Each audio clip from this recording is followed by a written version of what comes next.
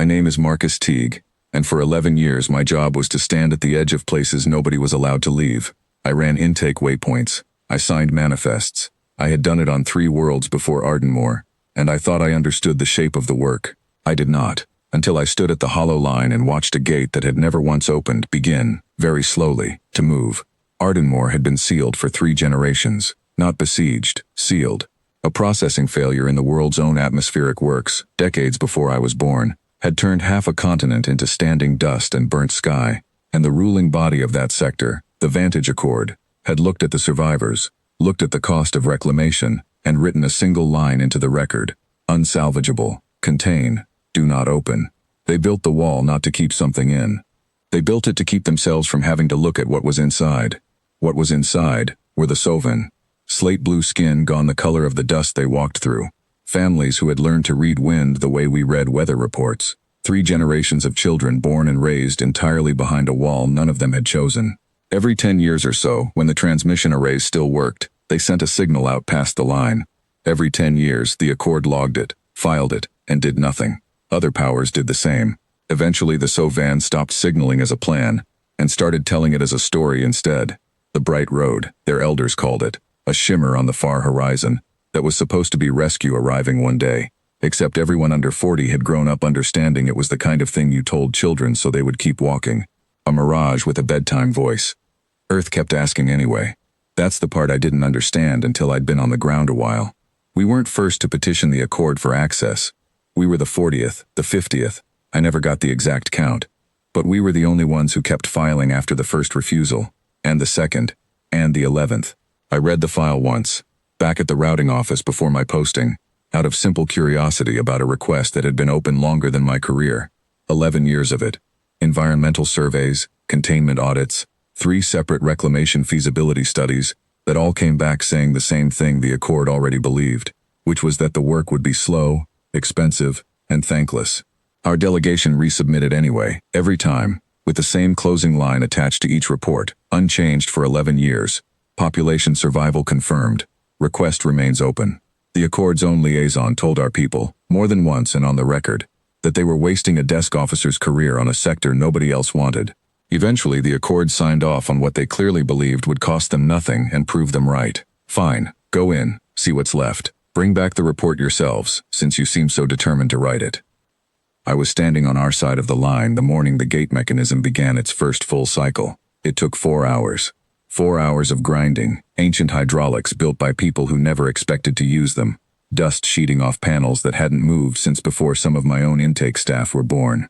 On the Sovan side, I was told later, whole families came out just to watch the wall shutter, certain, genuinely certain, that it would seize halfway and go still again, the way it apparently had twice before during failed maintenance tests decades back. It didn't seize. It kept going. Behind me, on our side, the response wasn't small, and it wasn't quiet, but it also wasn't built to overwhelm. That's not what this world needed. What Ardmore needed was water reclamation units, atmospheric scrubbers, structural engineers, and doctors, and that is what came through first, in daylight, in plain sight of the wall, so nobody inside could mistake it for a raid.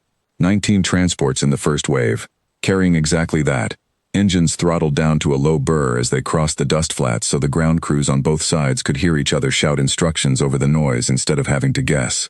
Behind them, riding low and slow so its hull was visible the whole approach, the hospital ship's Solace bearing came down onto the flat outside the gate, painted the dull white that means the same thing in every register I've ever worked in. We are not here to take anything from you. Its ramp was already lowering before the landing struts had finished settling, and the first people down it were carrying stretchers, not weapons. A detail I noticed only because I'd spent 11 years learning to notice which detail a frightened population checks first. I met the first Sovan family through the gate myself. A woman named Ressa Tal, elder of what she called the Kelder line, walked through first, alone, ahead of the others, not because anyone made her, but because in 3 generations nobody in her family had ever crossed that threshold, and she wasn't going to let a child do it before she knew what was on the other side. She stopped 6 feet past the gate line. She looked at the transports. She looked at the hospital ship. She looked, longest of all, at the ordinary human medics standing in the ordinary daylight, doing ordinary things, checking manifests, laying out water, none of them so much as glancing at her like she was a spectacle. She said something in Sovan I didn't catch, and my translator caught it half a beat late. They are not looking at us like we're a miracle. I asked her later, through the same translator, what she'd expected. She said she had expected either weapons or worship. Both, she said, would have made more sense to her than doctors who looked bored doing their jobs. The children came through after her, and that's the part of the day I still think about. A boy, I never learned his exact age, the Sovan count years differently, broke away from the line and ran straight for the nearest landing strut on the closest transport, and put both hands flat against it in the dust, the way you'd touch something you didn't fully believe was solid. He held them there a long moment. Then he turned around and shouted something back at the crowd still queued at the gate, and the translator gave it to me plain. It's real, come and touch it, it's real. That was the bright road, not a shimmer on a horizon anymore. A landing strut, warm from re-entry, standing in real dust, under a real sun, with a boy's handprints pressed into the grime on its surface. It took the better part of 6 days to move the last of them through, a little over 11,000 Sovan, families and elders and the very old who had to be carried, and I signed every manifest myself because I wanted my name on the record that said these people came out. On the 6th day, once the crossing was confirmed complete and verified twice, the engineering team did the thing the Accord's own charter had specifically forbidden anyone to do without a 100-year review. They burned out the containment core in the gate mechanism itself, not damaged it, not disabled it, ended it, permanently, on purpose, with the Sovan and our own people standing well clear to watch it go. I asked our lead engineer why we hadn't simply left the gate standing, in case anyone ever needed to go back for salvage, records, anything left behind.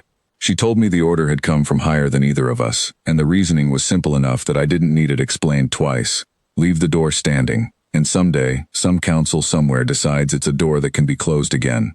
Burn it down, and there is no home to go back to. No wall to reseal a people behind ever again. It cost Ardenmore the last of what made it a world instead of a grave. Nobody who'd lived behind that wall for 3 generations was sorry to see it go. Ressa Tal found me on the last evening, before the final transport lifted. She didn't thank me the way I'd been told alien elders sometimes did in the old training material. No formal debt language, no ceremony. She simply asked, through the translator, whether I would remember the boy's name, the one who had touched the strut. I told her I would try. She said that was enough, that a story only needed one person on each side to remember it accurately, and then everyone else could tell it however they wanted. My final entry in the intake log for Ardenmore reads, in full, crossing complete, 11,214 processed, containment core decommissioned per directive, no further access possible. I wrote it the way I write every closing entry, flat and exact, because that's the job. But I kept, separately, in my own notes and nowhere official, the boy's name and the 4 words he shouted at a gate that used to be a wall, and I have told that part of it exactly the way it happened, every single time.